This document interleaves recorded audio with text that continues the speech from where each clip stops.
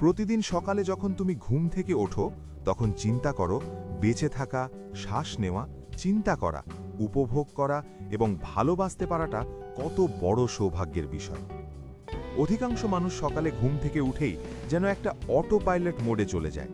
Notification, কোলাহল, মানসিক বিশৃঙ্খলা, তারা নিজের কাছে ফিরে আসার আগেই বাইরের পৃথিবীর প্রতিক্রিয়ায় ব্যস্ত হয়ে পড়ে। কিন্তু সত্য হলো, আপনি যদি দিনের শুরুতে নিজের মনোযোগকে নিয়ন্ত্রণ না করেন তবে পৃথিবী সেটা আপনার হয়ে করে দেবে। কার্ল জুং বলেছিলেন, যতক্ষণ না আপনি অবচেতনকে সচেতন করছেন ততক্ষণ এটি আপনার জীবন পরিচালনা করবে এবং আপনি একে ভাগ্য বলে ডাকবেন। আজ আমরা এমন 5টি কথা বা মন্ত্র নিয়ে আলোচনা করব যা আপনার সকালকে বদলে দিতে পারে। এগুলো কেবল শব্দ নয়, এগুলো হলো প্রতিদিনের সত্য যা আপনাকে মানসিক শান্তি এবং শক্তি দেবে। 1. I am grateful to B here. আমরা সবসময় কিছু না কিছুর পেছনে ছুটছি, সাফল্য, স্বচ্ছতা, ভালোবাসা, টাকা বা উত্তর, কিন্তু আমরা খুব কমই থামি সেই জিনিসটির প্রশংসা করতে যা আমাদের কাছে ইতিমধ্যেই আছে, আর তা হলো এই মুহূর্তে বেঁচে থাকা।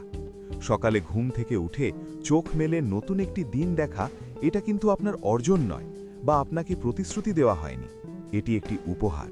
এটিই আসল শক্তি। আপনি যখন গভীরভাবে উপলব্ধি করেন যে জীবন কতটা ভঙ্গুর এবং অনিশ্চিত, তখন কৃতজ্ঞতা কেবল একটি সকালের অভ্যাস থাকে না, এটি টিকে থাকার মানসিকতা হয়ে ওঠে।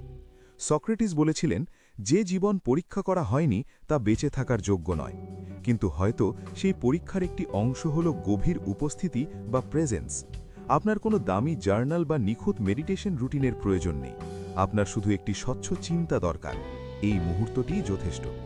সকালে ঘুম থেকে ওঠার পর ফোনের নোটিফিকেশন চেক করার আগে নিজেকে বলুন, আমি এখানে থাকতে পেরে কৃতজ্ঞ, কারণ আপনি এখনও গেমে আছেন। আপনার হাতে এখনও সময় আছে নিজেকে বদলানোর, ভুল শুধরানোর এবং সত্য বলার। হার্ভার্ড এবং বার্কলির মতো প্রতিষ্ঠানের গবেষণায় দেখা গেছে, যারা নিয়মিত কৃতজ্ঞতা চর্চা করেন তাদের আশাবাদ বেশি থাকে, ঘুম ভালো হয় এবং রোগ প্রতিরোধ ক্ষমতা বাড়ে। তাই দিন শুরু করুন কৃতজ্ঞতা দিয়ে, অভিযোগ দিয়ে নয়। 2. Yesterday doesn't own me. আপনি কি লক্ষ্য করেছেন কিছু মানুষ ঘুম থেকে ওঠার পরও ক্লান্ত থাকে? কারণ তাদের শরীর বিশ্রাম পেয়েছে, মন বিশ্রাম পায়নি। তারা গতকালের ব্যর্থতা, ভুল কথা বা বিব্রতকর মুহূর্তগুলো মনের মধ্যে লুপের মতো বাজাতে থাকে। এটা অনেকটা দৌড় প্রতিযোগিতায় গতকালের স্যুটকেস কাজে নিয়ে দৌড়ানোর মতো। আমাদের মনে রাখতে হবে, আমরা গতকালকে পুনরায় বাঁচতে আসিনি। আমাদের কাজ হলো গতকাল থেকে শিক্ষা নেওয়া এবং সেটিকে সেখানেই রেখে আসা। তাই প্রতিদিন সকালে নিজেকে মনে করিয়ে দিন, গতকালকের দিনটি আমার মালিক নয়। এপিকটেটাস বলেছিলেন, তোমার সাথে কি ঘটছে তা গুরুত্বপূর্ণ নয়, তুমি তার প্রতি কিভাবে প্রতিক্রিয়া দেখাচ্ছ সেটাই আসল। গতকাল হয়তো আপনি ভুল করেছেন, মেজাজ হারিয়েছেন বা সুযোগ মিস করেছেন, কিন্তু আপনি কি সেখানেই পড়ে থাকবেন নাকি শিক্ষা নিয়ে এগিয়ে যাবেন? প্রতিটি দিন একটি নতুন পাতার মতো। আপনি যদি পুরনো পাতার লেখা নতুন পাতায় ঘষতে থাকেন তবে নতুন কিছু লেখার জায়গা থাকবে না।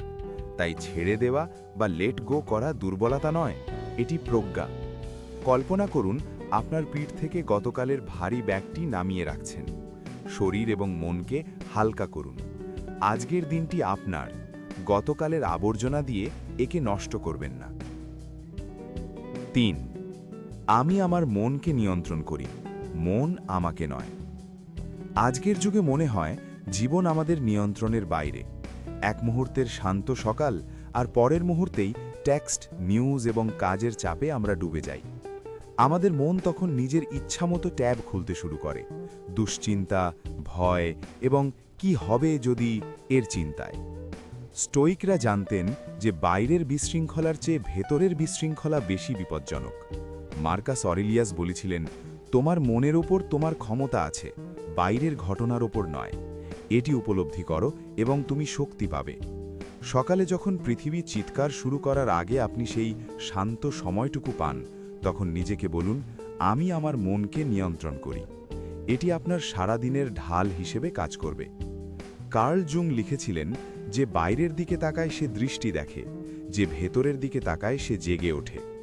অধিকাংশ মানুষ বাইরের দিকে তাকায়, অন্যের মতামত, স্ট্যাটাস বা তুলনার দিকে। কিন্তু যখন আপনি ভেতরের দিকে তাকান, আপনি বুঝতে পারেন সব চিন্তা সত্য নয়, সব আবেগকে গুরুত্ব দেওয়ার প্রয়োজন নাই। সকালে মাত্র 1 মিনিট চুপ করে বসে থাকুন, শ্বাস নিন এবং ছাড়ুন। যখনই কোনো চিন্তা আসবে সেটিকে মেঘের মতো ভেসে যেতে দিন। মনে রাখবেন, আপনি আপনার চিন্তা নন, আপনি সেই সত্তা যে চিন্তাটিকে পর্যবেক্ষণ করছে। শান্তি কোনো নিষ্ক্রিয় অবস্থা নয়, এটি একটি সিদ্ধান্ত। প্রতিদিন সকালে এই সিদ্ধান্তটি নিন।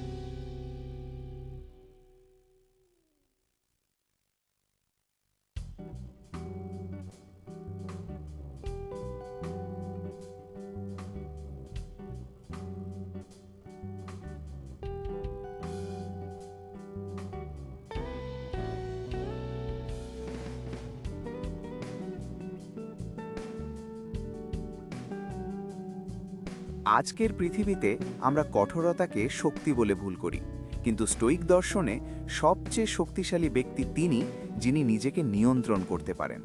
দয়া হলো আত্মনিয়ন্ত্রণের একটি রূপ। এর মানে হলো প্রতিক্রিয়া দেখানোর আগে থামা, বিচার করার আগে শোনা। কার্ল জাং বলেছিলেন, নিজের অন্ধকারকে জানা অন্য মানুষের অন্ধকারকে মোকাবেলা করার সেরা উপায়। আমরা সবাই নিজের ভেতরের ঝড়ের সাথে লড়াই করছি। যখন আমরা এটি মনে রাখি, তখন অন্যের খারাপ আচরণকে ব্যক্তিগতভাবে নিই না।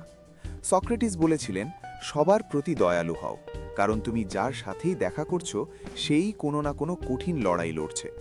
তাই দিন শুরু করুন এই মন্ত্রে, দয়া আমার সুপার পাওয়ার। এটি আপনাকে দুর্বল করবে না, বরং আপনাকে এমন এক গভীর প্রভাব ফেলার ক্ষমতা দেবে যা অন্য কোনো কিছু দিতে পারে না। আপনি যখন উদ্দেশ্য নিয়ে দয়া প্রদর্শন করেন, তখন আপনি কেবল অন্যকে সাহায্য করছেন না, আপনি নিজেকেই একজন উন্নত মানুষ হিসেবে গড়ে তুলছেন। 5. এই মুহূর্তটি আমার সব, তাই আমি এটি উপভোগ করব। This moment is all I have, so I am going to enjoy it. কখনো কি মনে হয়েছে চোখের পলকে সপ্তাহ শেষ হয়ে গেল? আধুনিক জীবন এতটাই দ্রুত যে আমরা বুঝতেই পারি না সময় কোথায় গেল। আমরা অতীতে আফসোস করি বা ভবিষ্যতের চিন্তায় মগ্ন থাকি, কিন্তু বর্তমানকে অনুভব করি না। স্টোইকরা মোমেন্টো মোরি চর্চা করতেন, মৃত্যুর স্মরণ। এটি ভয়ের জন্য নয়, বরং আমাদের মনে করিয়ে দেওয়ার জন্য যে সব কিছুই ক্ষণস্থায়ী। চাপ, উদ্বেগ, এমনকি আনন্দ সবই চলে যাবে। তাই বর্তমান মুহূর্তটি এত মূল্যবান। সেনেকা লিখেছিলেন, ভবিষ্যতের ওপর উদ্বিগ্ন নির্ভরতা ছাড়া বর্তমানকে উপভোগ করাই হলো প্রকৃত সুখ। এর মানে এই নয় যে আপনি দায়িত্ব এড়িয়ে যাবেন, এর মানে হলো আপনি যেখানে আছেন সেখানেই পুরোপুরি থাকবেন। সকালে কফি খাওয়ার সময় বা জানালার বাইরে তাকানোর সময় নিজেকে বলুন, এই মুহূর্তটি আমার সব, তাই আমি এটি উপভোগ করব। জীবন শুরু হওয়ার জন্য অপেক্ষা করবেন না, জীবন এখনই ঘটছে। আপনি যদি বর্তমানে উপস্থিত থাকতে না পারেন, তাহলে কোনো সাফল্য বা স্ট্যাটাস আপনাকে তৃপ্তি দিতে পারবে না। তাই এই মুহূর্তটিকে একটু বেশি সময় ধরে রাখুন, একটু গভীরভাবে অনুভব করুন, কারণ শান্তি পরের মুহূর্তে নেই, শান্তি আছে ঠিক এই মুহূর্তে, এখানেই। প্রতিদিন সকালে এই 5টি কথা নিজেকে বলুন। এগুলো কেবল শব্দ নয়, এগুলো আপনার মানসিকতার ভিত্তি। পৃথিবী হয়তো বিশৃঙ্খল হবে, কিন্তু আপনি যখন এই সত্যগুলো ধারণ করবেন, তখন আপনি নিজের ভেতরে এক অটুট প্রশান্তি খুঁজে পাবেন।